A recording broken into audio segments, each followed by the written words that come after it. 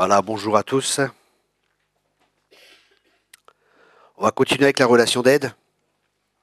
Et ce qui est important pour nous dans la relation d'aide, c'est pour ça qu'en général, les gens qui font la relation d'aide, c'est important qu'eux-mêmes, ils passent par la relation d'aide. Pourquoi?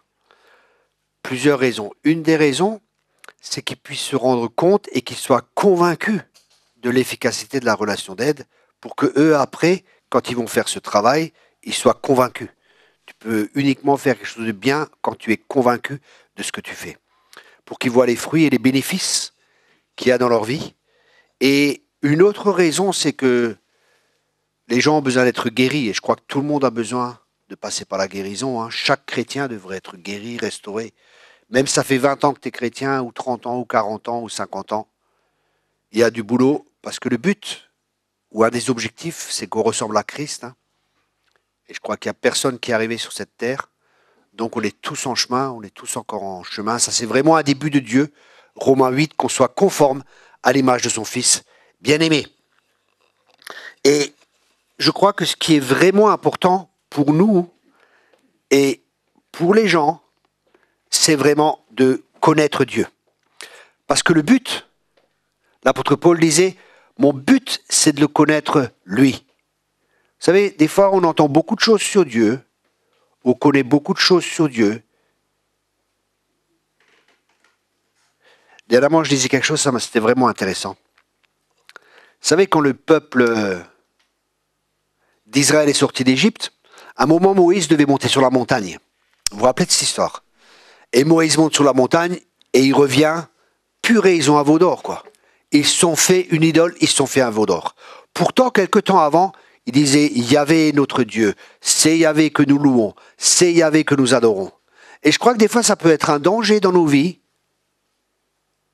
de croire et de proclamer, oui, Seigneur, Seigneur, vous me dites Seigneur, mais je ne vous connais pas. Des fois, ça peut être un danger dans nos vies que on dit Seigneur, Seigneur, mais qu'on a un autre Seigneur sans même se rendre compte des fois. Des fois, des gens, ils sont en train d'adorer l'adoration. Ils sont en train de... Vous voyez ce que je veux dire? C'est plus Dieu qu'ils adorent, c'est l'adoration qu'ils adorent. Alors d'autres, c'est le combat spirituel, d'autres, ça peut être plein de choses. Mais si tout ça, ça ne nous conduit pas à Christ, tout ça, c'est rien. Parce qu'il faut que ce soit Christ qui soit prêché. C'est Christ que je prêche. C'est Christ que j'ai dépeint devant vous. Et on doit être une église christocentrique. Parce que des fois, les gens, ils sont... Même l'église, hein, ça peut être un danger. Hein. L'église. Je vois des gens, ils font plein de choses, ils sont en train de courir partout, ils sont dans l'activisme, ils sont dans plein de choses, quoi. Ils courent partout, ils font plein de choses, ils font un activisme, ils font plein de choses pour l'Église, en pensant pour Dieu, que Dieu leur a jamais demandé. Et ça peut être un danger pour nous. Quand vous regardez Marthe et Marie, Marthe, elle fait plein de choses. Le Seigneur est là, dans la maison, elle fait plein de choses, et Jésus dit c'est Marie qui a choisi la bonne part. Et on peut être dans l'activisme, dans nos églises, on peut être dans l'activisme. J'ai vu des églises comme ça, hein, malheureusement. J'ai commencé à faire un travail avec cette église et je voyais, ils sont toujours en train de faire de l'activisme parce que quelque part, c'est comme s'il faut entretenir les gens pour leur donner quelque chose. Il faut comme entretenir, vous voyez ce que je veux dire? Alors il faut qu'il y ait un séminaire de louanges, il faut qu'il y ait ceci, il faut qu'il y ait cela. Et il y a comme un activisme qui vient parce qu'il y a de l'anxiété, il y a de la peur qui est là, hein. La peur de perdre les gens, la peur, il faut faire quelque chose pour Dieu, il faut faire quelque chose.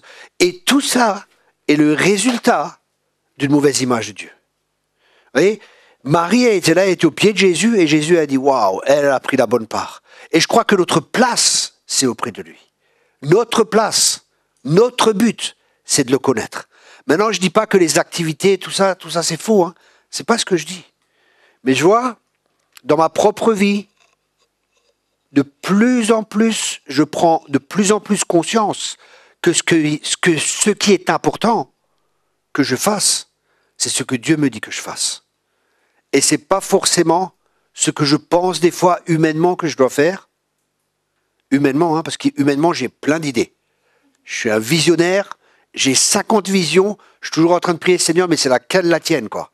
J'ai tellement d'idées, tellement de projets. Si je commence à vous énumérer les projets, on est là pendant 2 heures et vous allez me dire waouh, ces projets, ils sont super.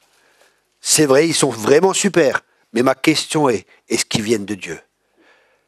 Parce que si le Seigneur ne bâtit la maison, celui qui bâtit, bâtit en vain. Et ça, c'est un combat parce qu'on a tellement de choses, on veut faire tellement de choses. Mais la question est, qu'est-ce que toi tu veux, Seigneur? Ouais, j'ai plein d'idées pour des voyages, pour ceci, pour ça, pour faire des camps, pour faire mais plein de choses. J'ai plein d'idées. Plein. Mais qu'est-ce que tu veux, toi, Seigneur? Et c'est ça qui compte. Parce que si on fait les choses que Dieu ne nous a pas demandées, dans l'éternité, ces choses-là, elles ne servent à rien. Donc, ce qui est important pour nous, c'est de faire ce que Dieu nous dit. Parce que c'est ça qui va rester dans l'éternité. Et comment savoir ce que Dieu veut qu'on fasse? Tout découle de l'intimité avec Dieu. Tout découle de notre intimité avec Dieu. Ça, c'est vraiment, et ça doit vraiment être le fondement de notre vie, ça doit être notre objectif, c'est l'intimité avec Dieu. Parce que sinon, l'ennemi va nous pousser. On peut faire plein de choses, on va courir à gauche, on va courir à droite, et des fois, on fait toutes ces choses parce qu'en nous, il y a un manque qui est là. Un manque de la compréhension de l'amour de Dieu, de la bonté de Dieu, du caractère de Dieu. C'est pour ça que dans la relation d'aide, c'est très important que vous ayez une bonne théologie. Et quand je parle de théologie, je ne parle pas de savoir sur Dieu. Parce que la théologie, théos, c'est Dieu, et logie, c'est la connaissance de Dieu. Donc c'est une connaissance par expérience, une connaissance personnelle, une vraie connaissance de Dieu. Parce qu'on peut connaître des choses sur Dieu, mais connaître Dieu, c'est autre chose. Vous savez, on peut connaître des choses sur notre président, par exemple, M. Macron. Vous connaissez tous des choses sur lui. Il a une femme qui est plus âgée que lui. Je sais pas, moi, enfin, il y a plein de trucs, quoi. Il a fait des études dans les finances, il a travaillé pour Rothschild, ou Rockefeller, je sais plus. Et enfin, il a fait ça et ça et ça. On sait plein de choses sur lui. Je sais des choses sur lui. Je sais qu'il a un chien, un labrador, qui a fait pipi dans un truc quand il était là, tout ça. Je sais des choses sur lui. Mais je le connais pas personnellement. Je connais pas son cœur. Vous comprenez la différence qu'il y a? Et pour nous, c'est important de connaître le cœur de Dieu. C'est très important pour nous quand on prend des gens et qu'on a des gens en face de nous. Par exemple, j'avais une personne en relation d'aide. La personne a un cancer. Elle me dit, vous savez, c'est Dieu qui veut que j'ai ce cancer parce que Dieu veut m'apprendre quelque chose et ceci et cela. Je dis, c'est bien.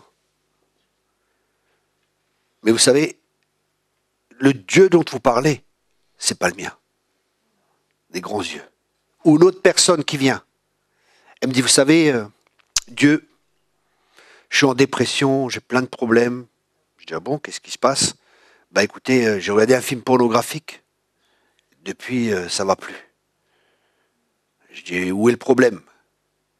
Il me dit, bah vous savez, la Bible a dit, quand on pêche volontairement, Dieu ne peut pas pardonner. J'ai fait, c'est vrai. Là, vous allez en enfer, c'est sûr. C'est terrible. Oui, je sais, je vais aller en enfer et j'ai plus envie de vivre. Et c'est difficile et c'est ci et ça. Je dis, non, mais vous savez ce qu'est votre problème? Il me dit, non, c'est quoi mon problème? Je dis, votre problème, c'est l'orgueil. Vous voyez, des fois, dans la relation d'aide. Et il me dit, pourquoi? Ça, c'est pas la manière de laquelle que je vous enseigne qu'il faut faire. Mais des fois, il faut faire comme ça. Des fois, il faut faire comme ça. Vous allez voir pourquoi. Et la personne me dit, mais pourquoi vous me dites ça? Je dis, vous êtes le combienième pasteur que vous êtes allé voir, ou le serviteur de Dieu que vous êtes allé voir? Il me dit, vous êtes le 5e. Et qu'est-ce qu'ils vous ont dit les autres? Je lui dis, ils disent la même chose que vous. Ah, je dis, vous voyez, il y a 5 serviteurs de Dieu qui vous disent la même chose, et vous dites toujours encore que vous avez raison et qu'eux, ils ont tort. Alors qu'on ne s'est pas concerté, qu'on ne sait rien.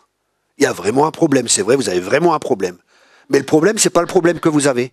Le problème, c'est votre image de Dieu, votre perception que vous avez de Dieu. Dieu est bon.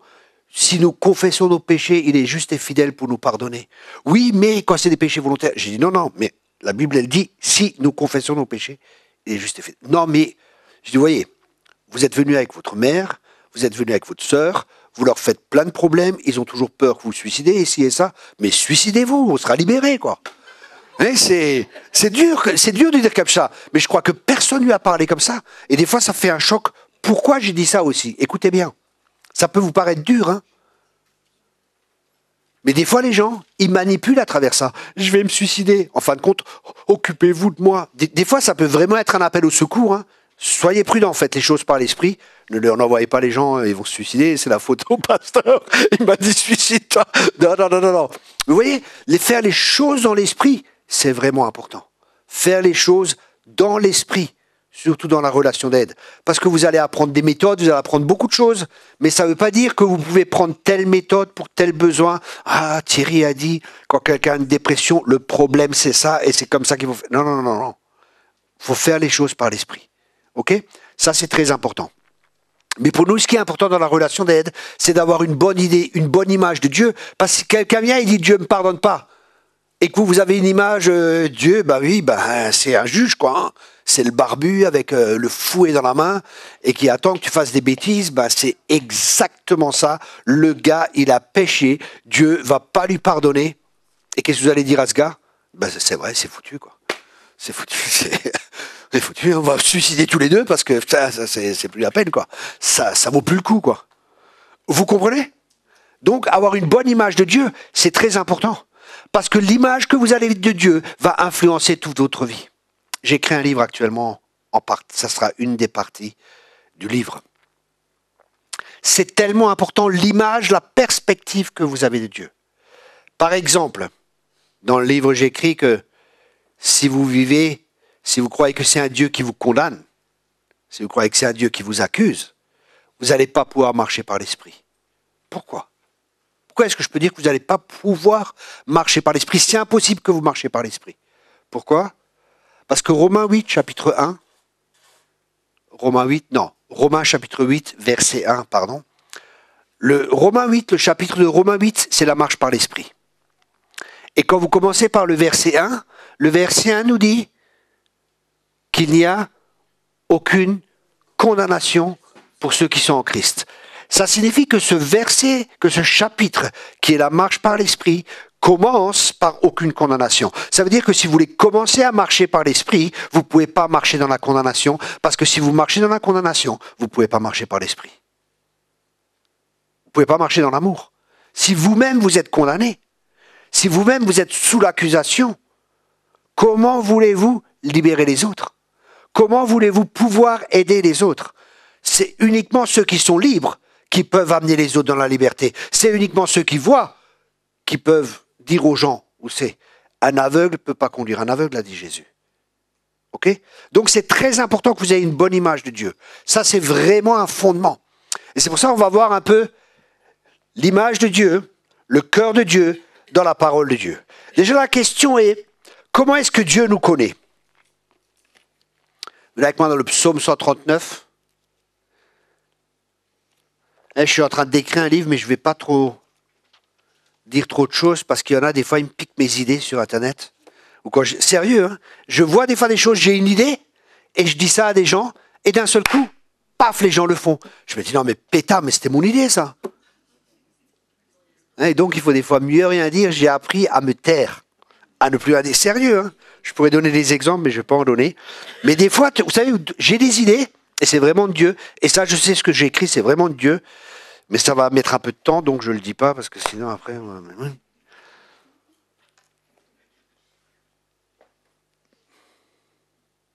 Et ça, c'est le problème. Vous savez, les gens, des fois, ils ne font pas ce que Dieu leur dit. Ils font ce qu'ils entendent d'ailleurs. Vous voyez? Ou ils font ce qu'ils ont entendu ailleurs, et ils répètent, et ci et ça. Mais le fruit ne sera pas le même. Psaume 139, versets 1 à 6. Ici, il est dit, « Éternel, tu me sondes et tu me connais. » Oh là là là là.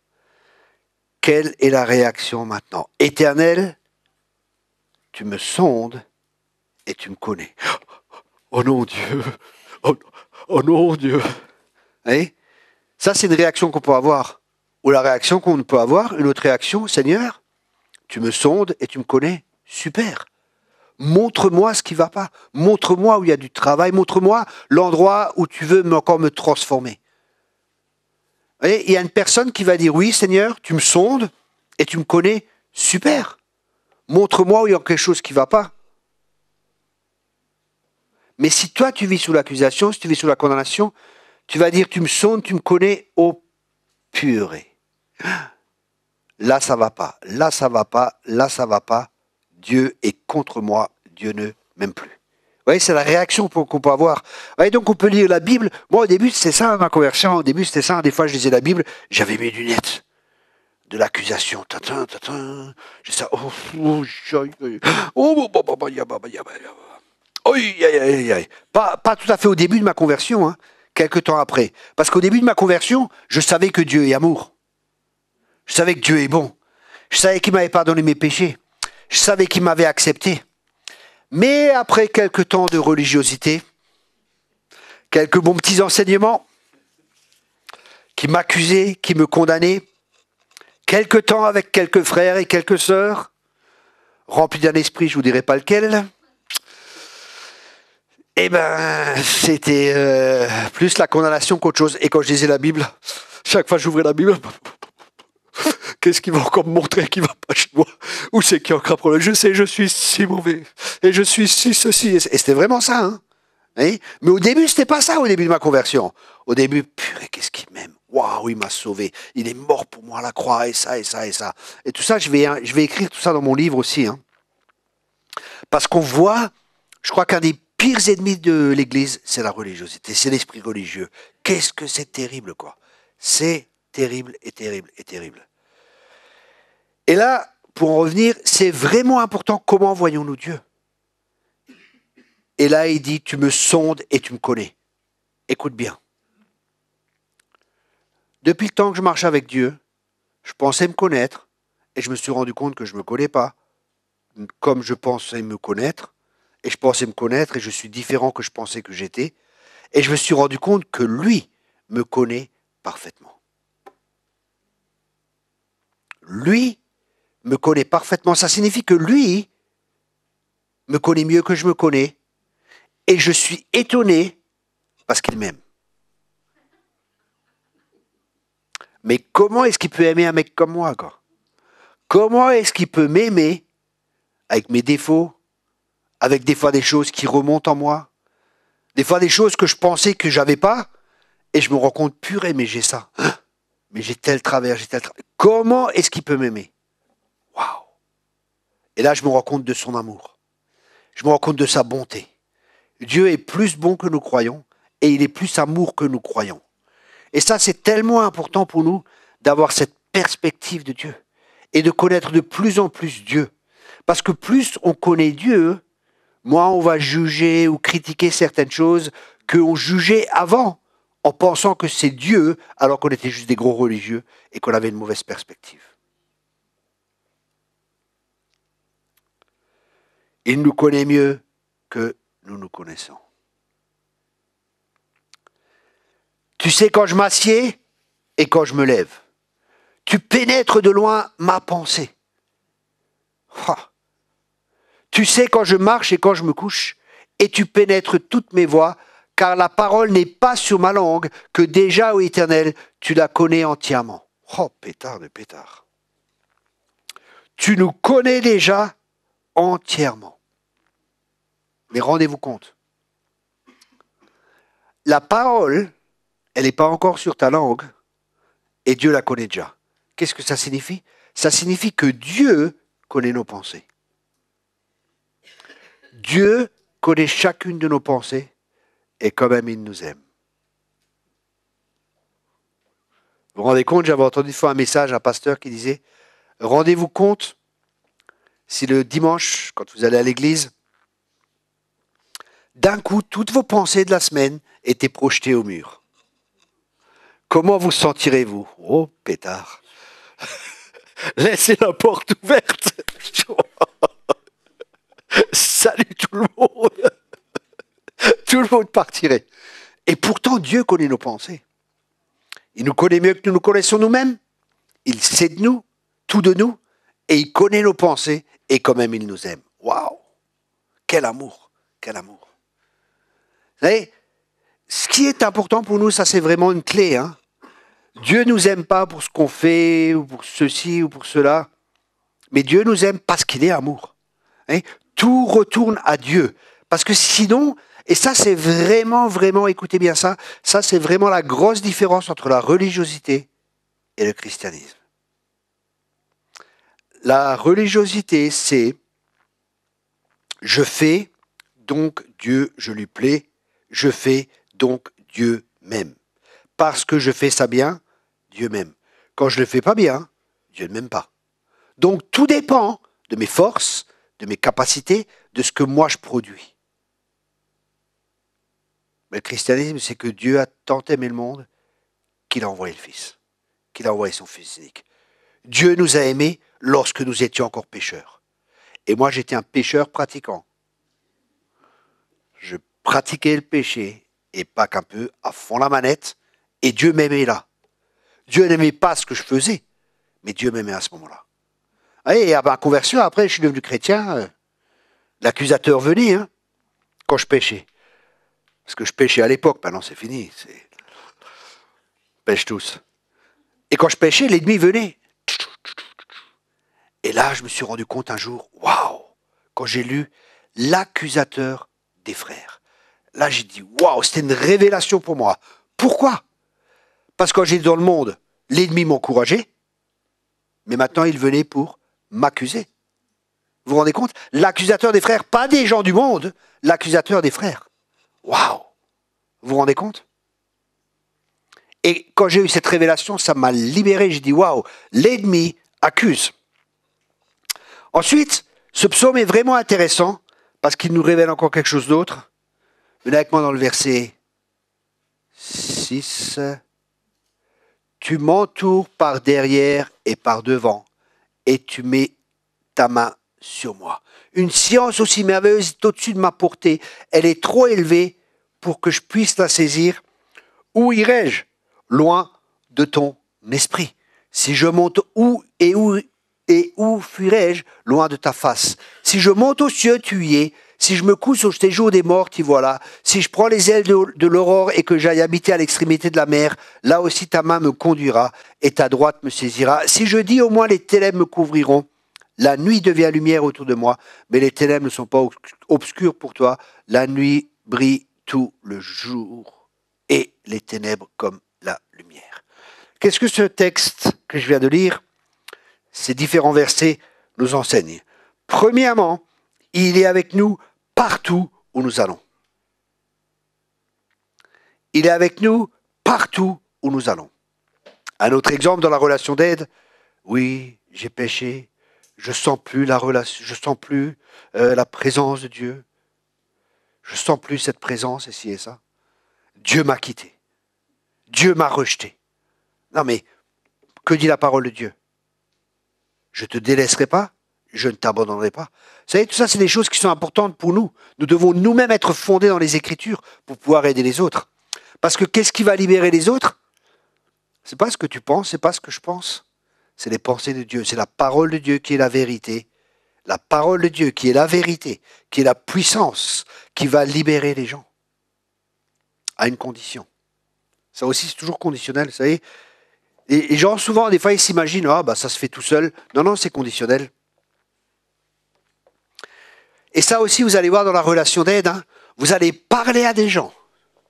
Vous allez leur dire la vérité. Vous allez avoir des révélations. Vous allez communiquer ces révélations aux gens. Et malgré tout, les gens ne vont pas changer et vont continuer sur leur chemin. Où est le problème? Est-ce que le problème est chez le prédicateur, dans une église, hein, un prédicateur qui prêche? Le problème est chez la personne qui fait la relation d'aide? Non. Jésus, il a dit, vous avez des oreilles, mais vous n'entendez pas. Le problème, c'est chez les gens. Parce que des fois, ils ont des oreilles, et ils ont tous des oreilles hein, quand ils viennent en relation d'aide. Mais la question est-ce qu'ils entendent? Et entendre, c'est écouter. C'est-à-dire aussi obéir. C'est pas juste entendre, parce qu'on peut entendre des choses, mais sans obéir. Mais il y a entendre en écoutant, en obéissant, et en faisant ce qui est dit. Vous savez, j'ai vu des gens, je leur ai dit, écoute, je vois ça et ça et ça dans ta vie. Je vois ça. J'en avais un comme ça en relation d'aide, et vraiment, ses parents étaient là. Et il avait plein de problèmes. Jonathan est témoin. Il avait plein de problèmes. Et à un moment, le Saint-Esprit, il me donne une parole pour lui. Et je lui dis, écoute, si tu n'arrêtes pas, le diable va te détruire, il va te tuer. Je dis, waouh, quelle parole. Le Saint-Esprit vient, il se met à pleurer ici et ça. Et après, il dit, oui, Thierry Kopp, il n'a pas d'amour. Vous vous rendez compte de ce qu'il m'a dit? 6 mois plus tard, on l'a retrouvé pendu en psychiatrie. Demande à Jonathan, il est témoin. Oui, c'est sérieux. Il a des oreilles, mais il n'entend pas. Il ne voulait pas entendre. C'était clair, c'était net, c'était précis. Non, mais tu as envoyé une malédiction. Non, non, j'ai juste dit ce que Dieu m'a dit.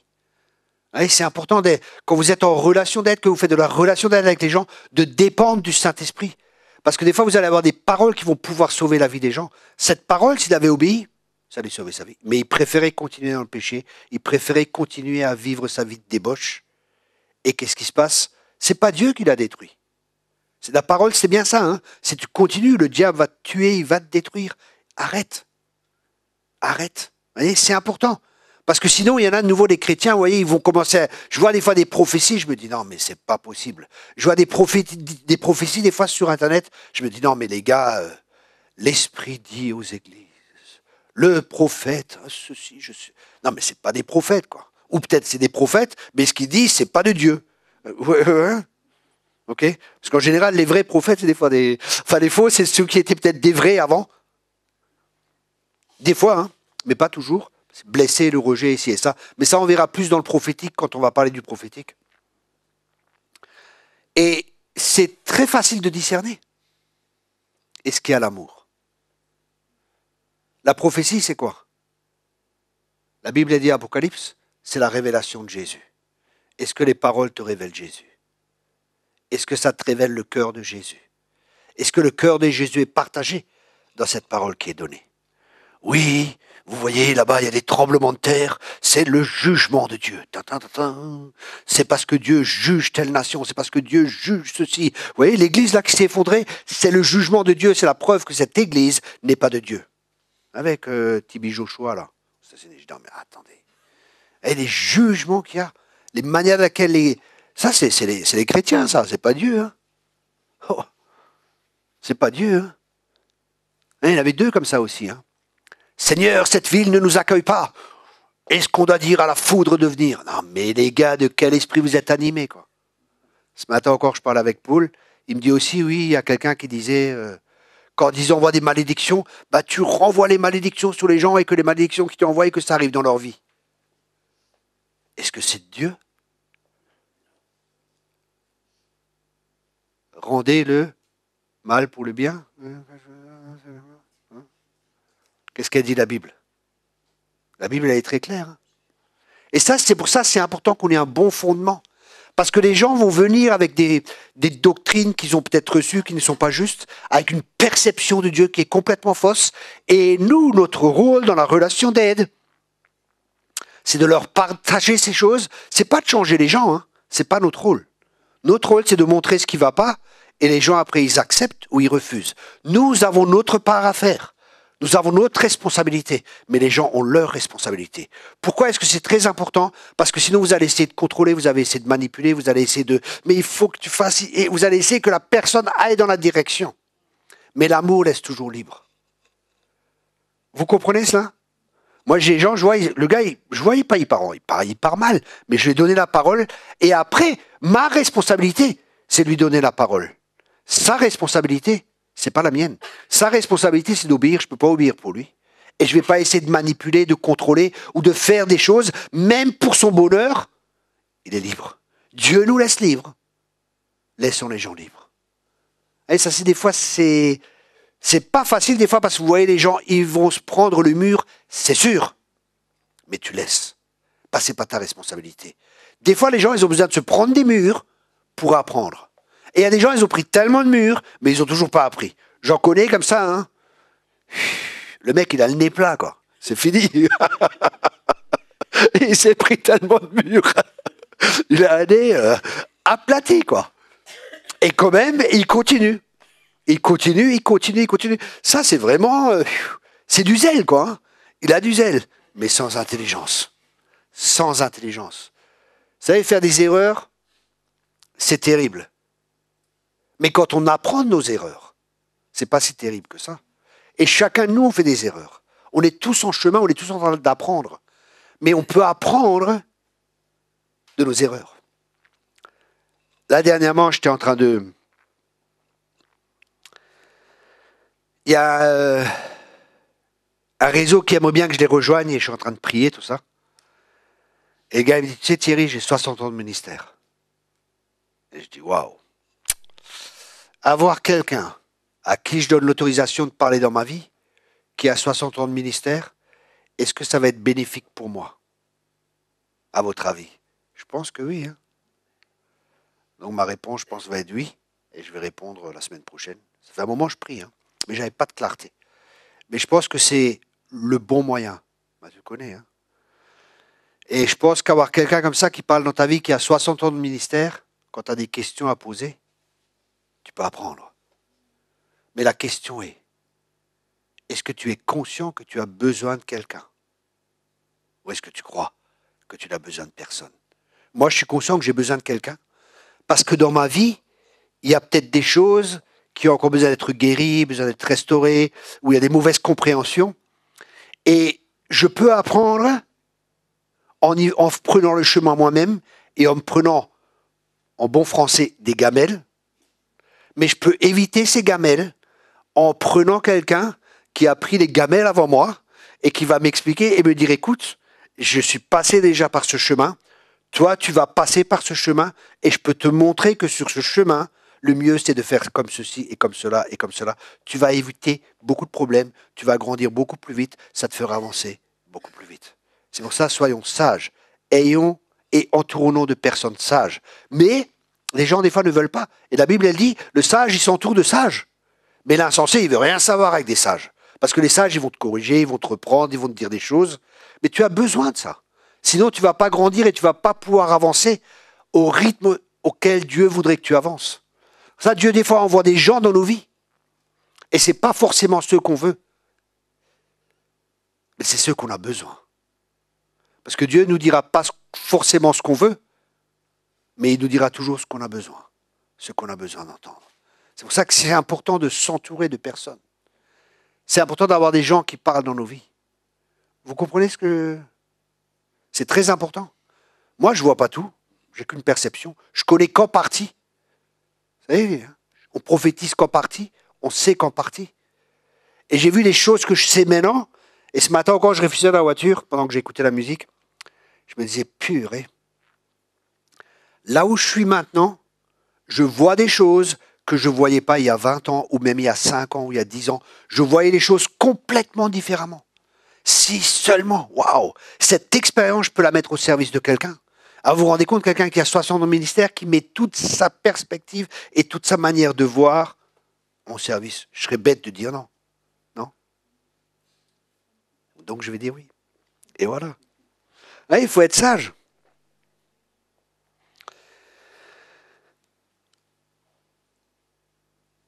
Ce texte qu'on vient de lire nous montre comment Dieu nous entoure. Il est avec nous partout où nous allons. Ah. Là, c'est vraiment intéressant ce texte. Où irai-je loin de ton esprit? Et où fuirai-je loin de ta face? Si je monte aux cieux, tu es, si tu y es. Si je me couche, c'est jour des morts, et ainsi de suite. Et ainsi de suite. Que dit ici David? David dit, Seigneur, même si moi je te rejette, toi tu ne me rejettes pas. Parce que si je pars loin de ta face, non, je ne veux plus rien savoir, laisse-moi tranquille, je pars loin de ta face, je vais là-bas ou ici ou ceci, même si moi je te rejette, toi tu ne me rejettes pas. Waouh! Ensuite, nous ne sommes jamais hors de vue. Dieu nous voit tout le temps. Dieu est omniprésent. Ça aussi, c'est important pour nous. Vous savez, j'ai une fois entendu un enseignement, et ça peut paraître spirituel, hein. Oui, soyons comme Moïse. Seigneur, si tu ne viens pas avec nous, nous n'irons pas. Nous irons uniquement si ta présence nous accompagne. Dieu habite en toi. Si toi tu vas quelque part, où c'est que Dieu va? Bingo, il va avec toi. puisque Dieu est en toi, Emmanuel, Dieu avec moi, Dieu en moi. Amen. Christ est en moi. Partout où tu vas, Dieu est en toi. Dernièrement, j'étais quelque part et la personne me dit « Ah non, mais vous vous rendez compte, à l'église, les gens ils viennent avec les sandales et tout. » J'étais invité quelque part et les gens me disent ça. Et je dis « Bah ouais, c'est comme Jésus, il venait avec les sandales aussi. » Non, mais vous vous rendez compte avec les sandales dans les... Comme vous avez discuté, avec les sandales dans l'église, mais c'est pas possible. On peut pas venir avec des sandales dans l'église. C'est dans le midi. Hein. On peut pas ceci, on peut pas cela. Je dis « Ah bon, Jésus avait aussi des sandales. » Aïe, on peut pas ci, on peut pas ça. Je dis c'est vrai, il faut une tenue décente, mais qu'il y a des sandales et des shorts. Ah non, mais c'est pas juste. Si on vient en short, où est le problème?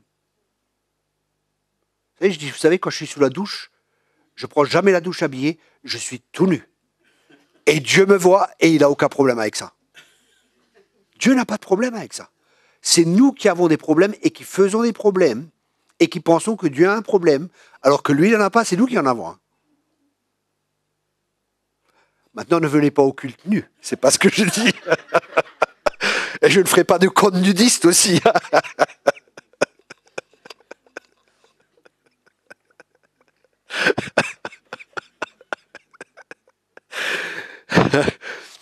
Ça signifie que nous ne sommes jamais hors de vue. Et ce qui est vraiment intéressant, si je prends les ailes de l'aurore et que j'aille habiter à l'extrémité de la mer, là aussi ta main me conduira et ta droite me saisira. Ah. Qu'est-ce que ça signifie là pour nous? Et qui est vraiment important, c'est que sa main droite nous soutient. Ça veut dire la puissance de Dieu est là. Dieu est là et il nous soutient. Je ne te délaisserai pas. Je ne t'abandonnerai pas. Ça, c'est tellement important pour nous que ces fondements soient en nous si nous voulons conseiller les autres. Parce que si ce n'est pas placé en nous, si ce n'est pas fondé en nous, si nous n'avons pas cette conviction, si nous n'avons pas cette bonne perception de Dieu, qu'est-ce que nous allons communiquer aux gens? Et ça va influencer toute notre manière de voir, ça va influencer toute notre théologie. Pour ça, avoir une bonne image de Dieu, c'est tellement important. Et je crois que dans la fin des temps, il y a un peuple fort qui va se lever. Pourquoi est-ce que je peux dire ça? Non, non, non. Non, parce que c'est marqué dans la parole de Dieu. La Bible a dit que dans la fin des temps, il y aura un peuple fort. Dans Daniel. Et pourquoi? Pourquoi est-ce que ce peuple sera fort? Et Daniel le dit, parce qu'ils le connaissent. Parce qu'ils le connaissent. Notre connaissance de Dieu, c'est notre force. Que celui qui se glorifie de me connaître, dans Jérémie. Que celui qui se glorifie de quoi? De quoi est-ce que tu peux te glorifier? La seule chose que tu peux te glorifier, c'est de le connaître. Waouh! Je connais Dieu. Et quand tu connais Dieu, ça se voit dans ta vie.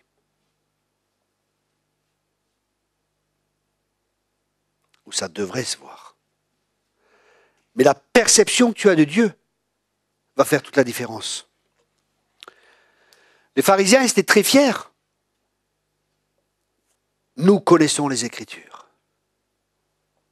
Et qu'a dit Jésus? Vous sondez les Écritures, et ces Écritures parlent de moi. Ça veut dire quand on sonde les Écritures, qu'est-ce qui doit ressortir? Christ, Jésus. Quand on lit les Écritures, c'est Jésus qui doit ressortir. Tout le temps, parce qu'elle parle de moi. Et j'ai lu un livre excellent, de je ne sais pas trop quand, c'est très vieux. Et c'est une personne qui a fait,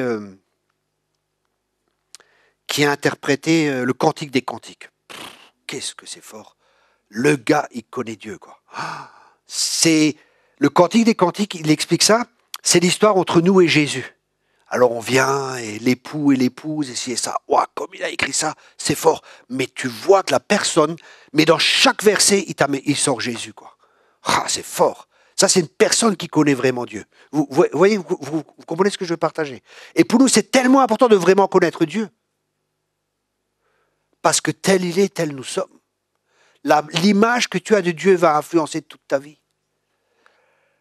Un jour, j'étais avec, je peux le dire, ouais, bon, non, c'est un ami qui est prédicateur aussi, et on était dans un séminaire de jeunes, et il y avait le pasteur qui m'a invité et qui l'a invité à lui. Et il s'est un peu moqué de nous. Il a dit, ah, des vieux comme ça, un séminaire de jeunes et tout, il y avait plein de jeunes, hein, 200 ou 300 jeunes. Il dit, ah, les vieux prédicateurs dans un séminaire de jeunes et tout, ils n'ont pas leur place ici et ça, devant tout le monde. Et les jeunes, ils riaient et tout. Je dis, attends, après, ça va être ton tour. Et j'ai prié, j'ai jeûné, je dis, Seigneur, donne-moi une parole. Non. Et après, c'était mon tour. Et le pasteur en question, c'est un jeune, hein, mais il est un peu fort. Alors j'arrive, c'était mon tour de prêcher. Je dis, vous savez quoi, les jeunes? J'ai une révélation. Un tel, ce pasteur jeune, il n'est pas chrétien. Et je vais aller comme ça. Et je vais vous dire pourquoi.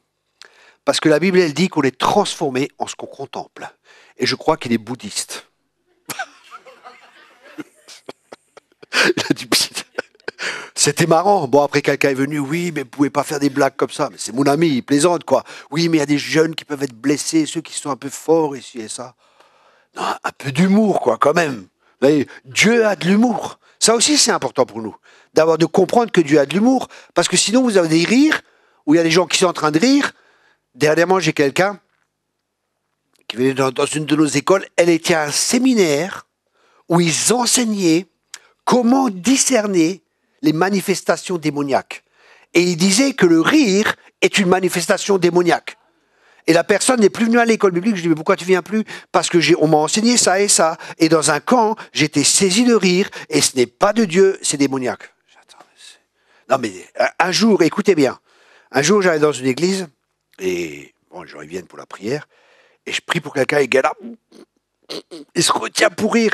Je fais, mais vas-y, ris. C'est pas le diable qui va te faire rire. Et il retourne à sa place. Et le pasteur était à côté. Il vient me voir après, le pasteur. Il me dit, tu sais qu'il est ancien, lui, dans l'église.